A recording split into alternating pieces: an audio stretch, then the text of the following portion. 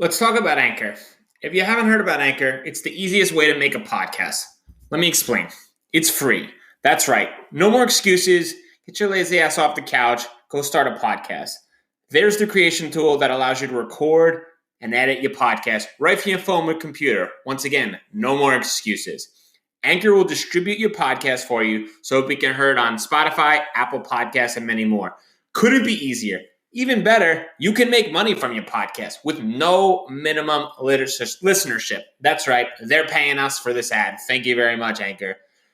Download the free Anchor app or go to anchor.fm to get started now. This is The Dime, a 10-minute dive into the cannabis and hemp industry through trends, insights, predictions, and tangents. Okay, it is the week of May 28th. As always, I've got my right-hand man, Kellan Finney here. This is The Dime. This week, we're talking about delivery and online shopping not going away. BDSA compared transaction percentages for the first 2 weeks of March versus the first 2 weeks of May. Deliveries increased by 166%. Understanding that COVID had a major impact on that increase, the major takeaway is that deliveries are here to stay. Kellan, do you believe deliveries and curbside pickups of cannabis are here to stay for good?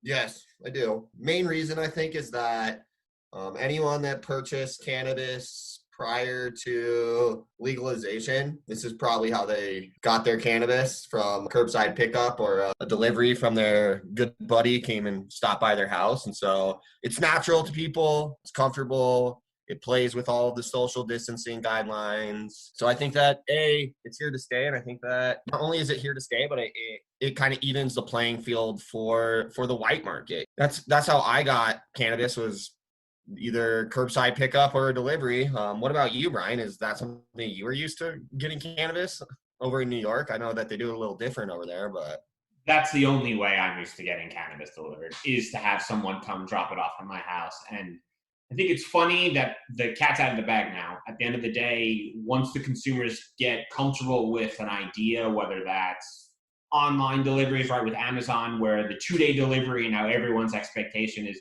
2 days or nothing. I think the same thing with cannabis. I think when you see in other states the success of how these deliveries work, especially with food deliveries and how the ease and the comfort, I think as consumers adjust and their understanding of behaviors adjust, they're going to become accepting with this, and it's something that they're going to have to make mainstay. I think cat's out of the bag, and I'm grateful that cannabis companies are going to have this opportunity, because it is going to make a big difference for them, and I think it's going to expand the type of reach that these people have. Next question, Kellan. Give a key consideration that is sometimes overlooked by companies looking to enter the delivery space. storage. Cannabis products are vast, right? A lot of people don't understand that it's not just flower that people purchase, right?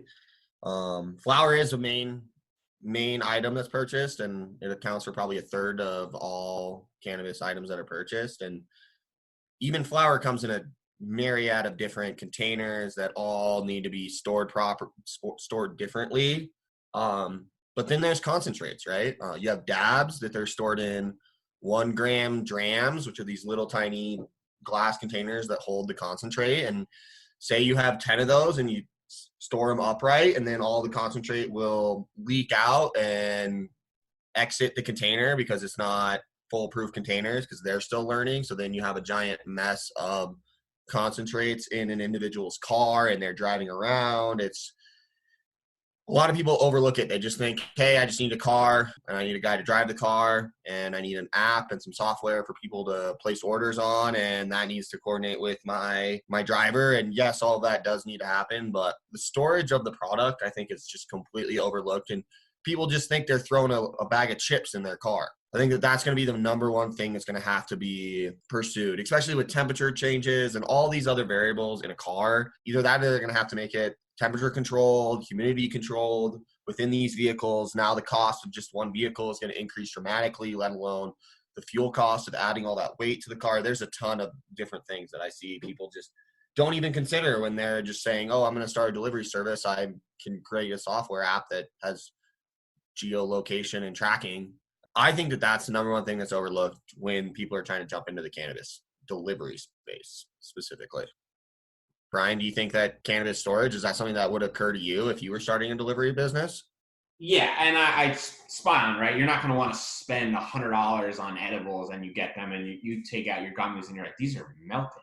What? Or when you order a pizza, right, and it takes 45 minutes some goddamn way, and it gets to your house and it's cold and you're like, what did I just buy? I think the same concept. People are going to have to figure out how to store their products, but I wonder how that's going to work and what other avenues are they going to have, because are all products, they don't all need to be stored the same way. So it's not like you can have like a temperature controlled device. Maybe you put certain products in, certain products not. But now you're retrofitting cars in order to transport cannabis, which is going to have its own other flaw. So I think that's a big space that's still going to be disrupted. And I wonder how Ease does it. And I wonder what type of situations that they have. And I wonder if that's a hurdle that they've overcome. But at the end of the day, I think there's still a huge opportunity for disruption in that space. And I think there's a lot of technology and new avenues that are going to come from it that hopefully make the whole process a little cleaner. Prediction time. Cannabis deliveries will be an interesting situation for law enforcement. Biggest hurdle for this to work successfully? Law enforcement is going to need a way to test for the presence of THC. And then they're going to have to screen that with the license that says either they're able to or they're not. You know what I mean? At the end of the day, the law enforcement is going to need some sort of means to be able to figure out if an individual is transporting THC-rich cannabis or CBD-rich cannabis, hemp. And then they need a way to differentiate those. And they need to do it right there when they pulled the person over and after they've searched the car. It can't be something like, hang out here while we run to the nearest cannabis testing lab and get this tested, and we'll wait 3 to 5 business days. You know what I mean? Like the rest of the individuals in the space are operating. So I think that's exactly what needs to happen. And I think that, there's a lot of companies working on it right now, maybe 5 years. The biggest hurdle with that is going to be getting it to be adopted by the government in terms of implementing. How much cannabis is too much cannabis in a delivery car? How are they going to identify the amounts and say, okay, you know what, Kellan, you're delivering for Trulieve and you've got 10 pounds of marijuana. It doesn't seem like you're doing deliveries of 10 pounds. And how do you associate that? Because how do you weigh concentrates, edibles, oils, flour as a total mass being? I think it's going to get really blurry, especially when you start to get some of the younger generation who's like, oh, officer, I know I'm holding 6 pounds of weed, but I work for this company. And then they're like, okay, where's your license? And you're like, this is my license. And they're like, well, that's a lot of weed to be delivering to Mr. Miller's house who's got maybe glaucoma. So at the end of the day, I wonder how that's going to work. I honestly don't have an idea, because there's so many different variables that play there, especially with police officers and the stigma with cannabis and the smell of it. It's going to get really interesting, because if a police officer pulls over a car and he smells pot, he's going to probably search the car, or maybe he used to search the car. But now, if you're transporting a ton of different products, it's going to be quite the breakdown. He's going to ask for like a breakdown sheet in like clear plastic bags with licensing and deliver information. It's going to be an interesting opportunity, and it's going to be a big hurdle, I think, for these companies. And once again, I wonder how Ease is handling that, and I wonder what the next steps will be in order to communicate clearness, effectiveness, licensing, all those other policies. So I'm definitely looking forward to seeing the advancements there.